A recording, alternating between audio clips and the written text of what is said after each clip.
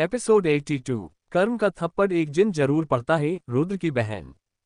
पिछले पार्ट में आपने पढ़ा था कि जैकी राशि के साथ जबरदस्ती करता है पर रघुवेंद्र आके उसे बचा लेते हैं और अपनी बेटी को लेके वहां से निकल जाते हैं, पर जाते वक्त उन्हें गोली लग जाती है पर वो अपने बेटी को वहां कुछ से निकल के रुद्र तक लेके जाते हैं।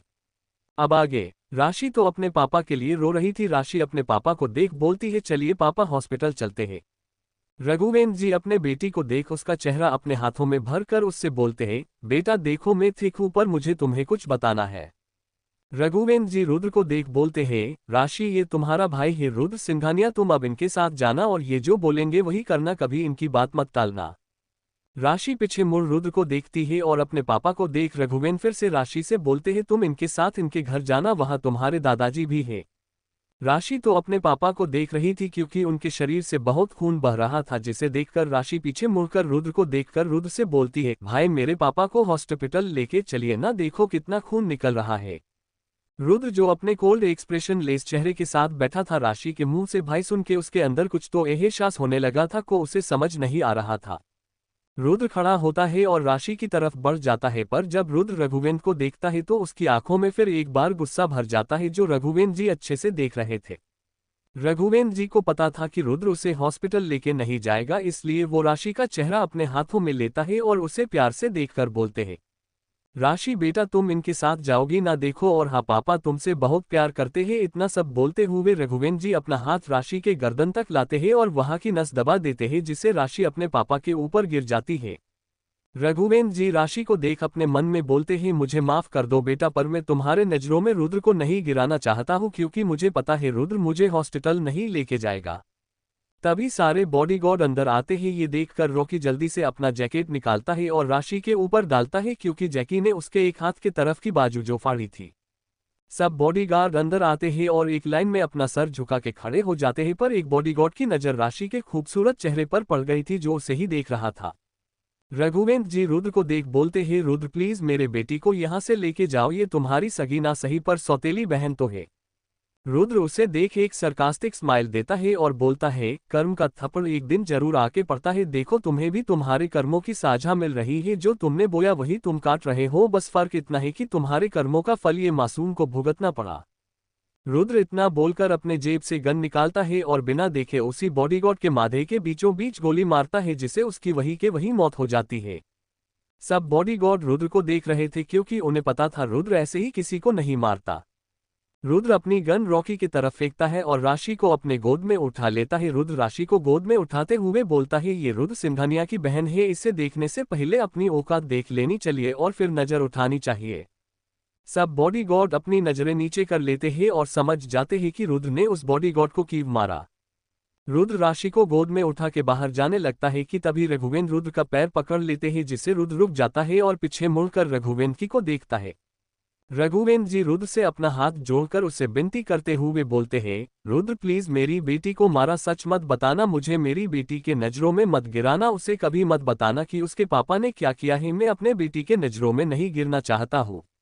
रुद्र उसे गुस्से से देखते हुए अपना पैर उसे छुड़ा लेता है और आगे बढ़ जाता है। रुद्र आगे चल रहा था और रॉकी उसके पीछे चलते चलते रुद्र एक नजर राशि को देखता है और फिर रुक जाता है।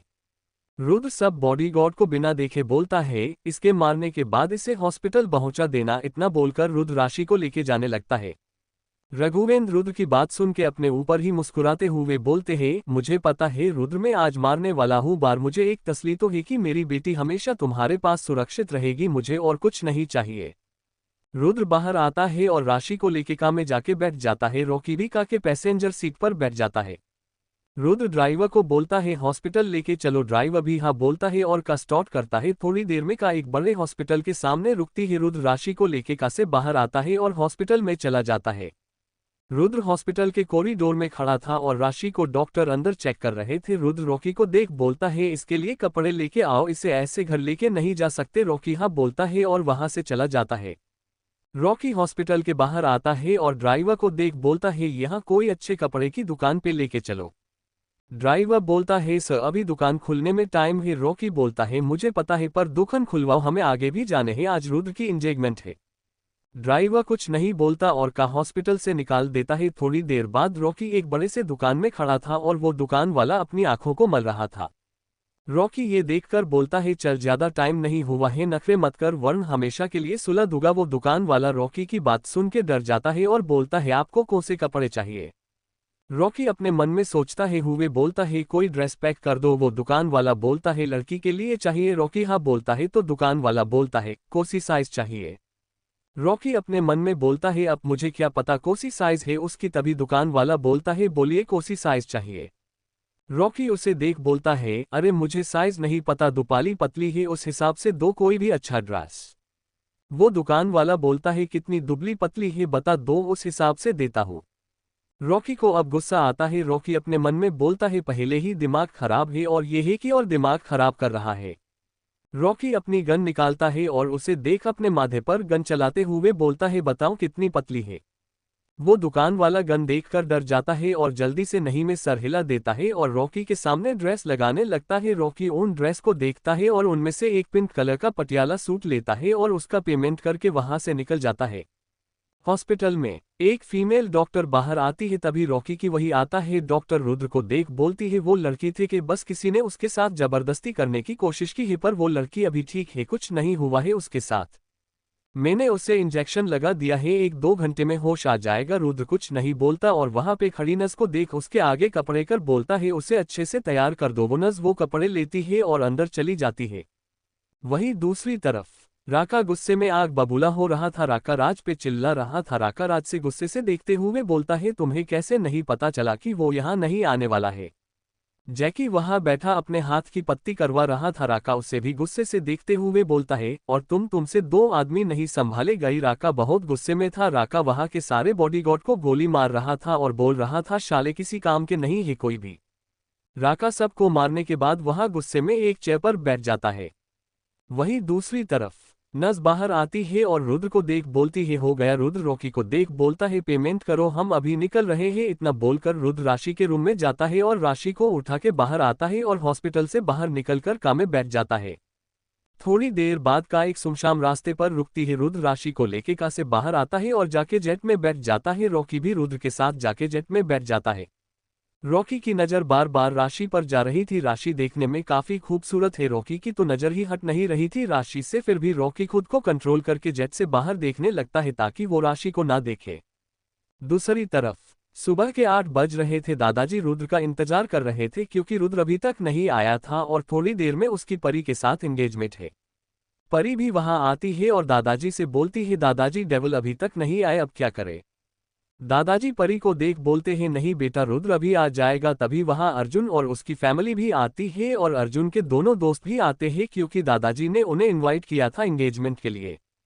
अर्जुन परी को देख के उसके चेहरे पर स्माइल आती है और वो परी के पास आता है तो परी उससे पूछती है कि उसकी तबीयत कैसी है तो अर्जुन बोलता है ठीक है, सब लोग एक दूसरे से मिलते हैं। तभी दादाजी की नज़र डोर पर जाती है जहां से रुद्र किसी को अपनी गोद में लिया आ रहा था। परी भी रुद्र को देखती है, पर जब परी की नज़र रुद्र पे जाती है तो रुद्र की बाहों में किसी लड़की को देख परी के आंखों में पानी आ जाता है जिसका अंदाजा परी को नहीं था।